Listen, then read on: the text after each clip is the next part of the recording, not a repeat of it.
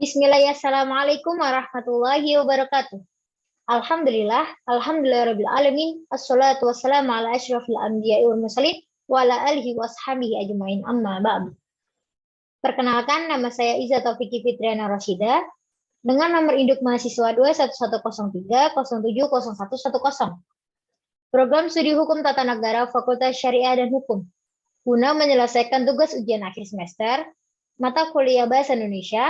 Di sini saya akan membahas materi tentang manajemen referensi bagian 2. Manajemen referensi bagian 2 terbagi menjadi 3 bagian, yaitu kutipan langsung, ringkasan, dan parafrasa. Kutipan langsung.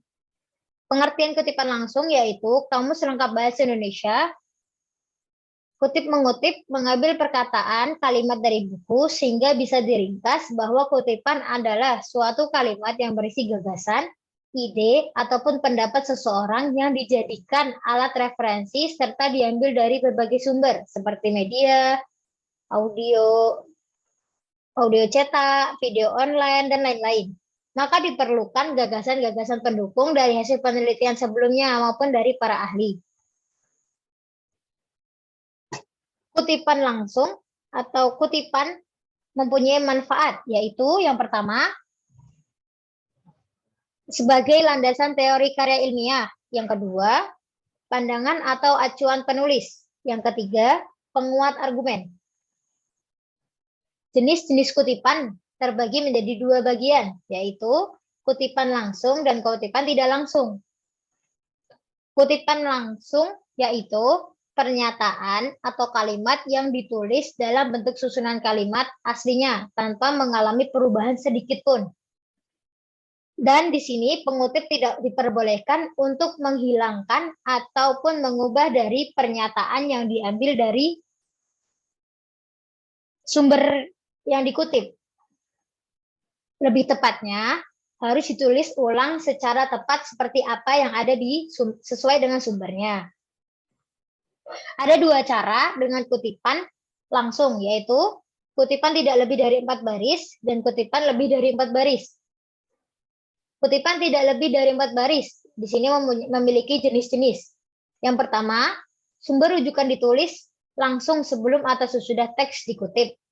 Yang kedua, jika mengutip awal dan akhir, ketika kalimat tengah tidak diperlukan, maka diganti dengan tanda kurung, titik-titik, tutup kurung. Kutipan diketik dengan spasi 1,15.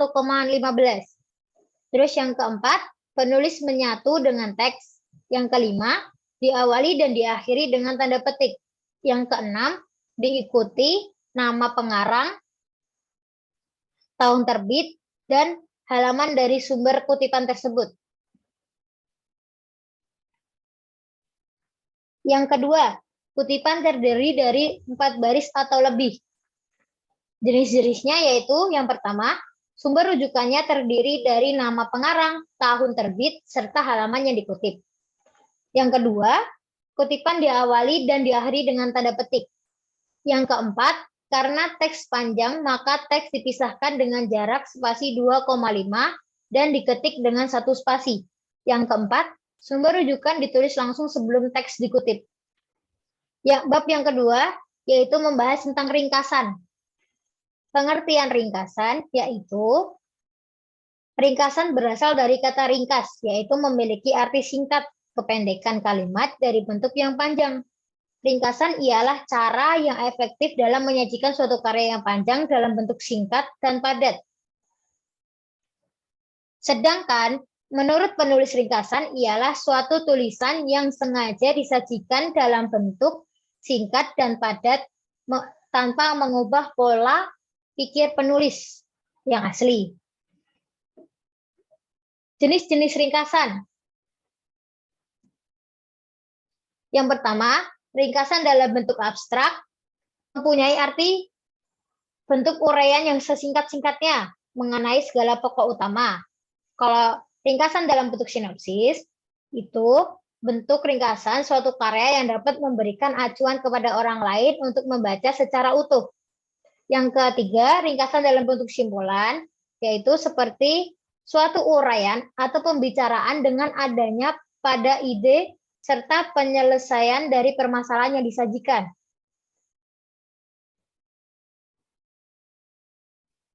Bab 3, yaitu kita membahas tentang parafrase.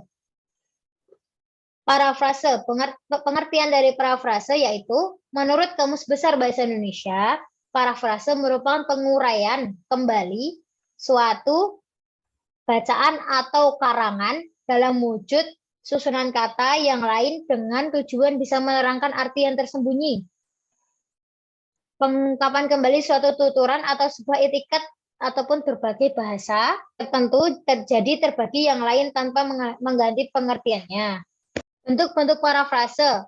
Yang pertama, parafrase lisan, yaitu uraian tertulis yang sudah dibaca atau didengar dan diungkapkan secara lisan dengan kalimat sendiri. Berikut teknik-teknik pembuatannya. Yang pertama, teknik pembuatan parafrase lisan. Yang pertama, membaca kalimat utama secara teliti dan efisien. Yang kedua, menyimak isi kalimat utama secara umum. Yang ketiga, menulis inti kalimat utama dengan kata-kata sendiri. Yang keempat, berurutan dalam mencatat kalimat pokok. Yang kelima, mengembangkan kata kunci yang menjadi kalimat utama.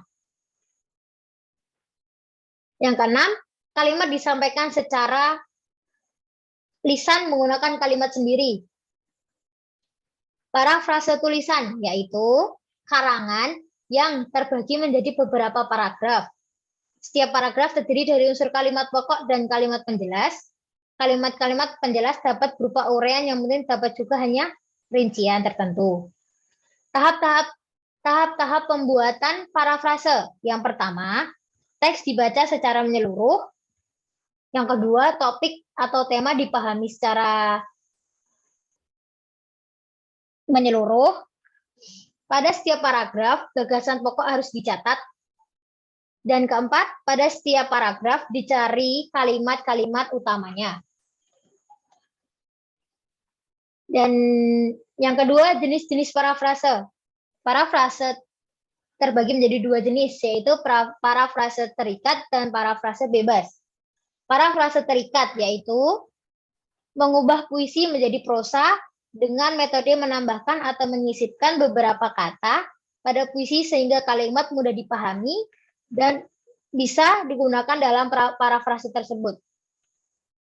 Yang kedua, parafrase bebas ialah mengubah puisi menjadi prosa dengan menggunakan kalimat sendiri sehingga terdapat dalam puisi bisa ataupun tidak dapat digunakan.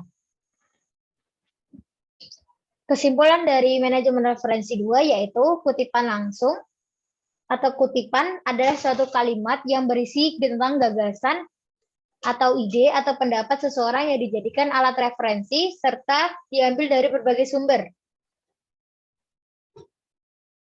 Dan ada dua cara mengutip dengan kutipan langsung, yaitu kutipan tidak lebih dari 4 baris dan kutipan lebih dari 4 baris. Menurut penulis, ringkasan ialah suatu tulisan yang sengaja dibuat dalam bentuk singkat, padat dan jelas tanpa mengubah pola pikir penulis. Terdapat 3 jenis ringkasan, yaitu ringkasan dalam bentuk abstrak, ringkasan dalam bentuk sinopsis, dan ringkasan dalam bentuk simpulan. Dan untuk contoh ringkasan dalam bentuk abstrak adalah blok, parafrase. Parafrase merupakan penguraian kembali suatu bacaan atau karangan dalam wujud susunan kata yang lain dengan tujuan bisa menerangkan atau menjelaskan arti yang tersembunyi. Dan jenis-jenis parafrase adalah parafrase terikat dan parafrase bebas. Mungkin cukup sekian materi saya kali ini. Akhirul kalam, wassalamualaikum warahmatullahi wabarakatuh.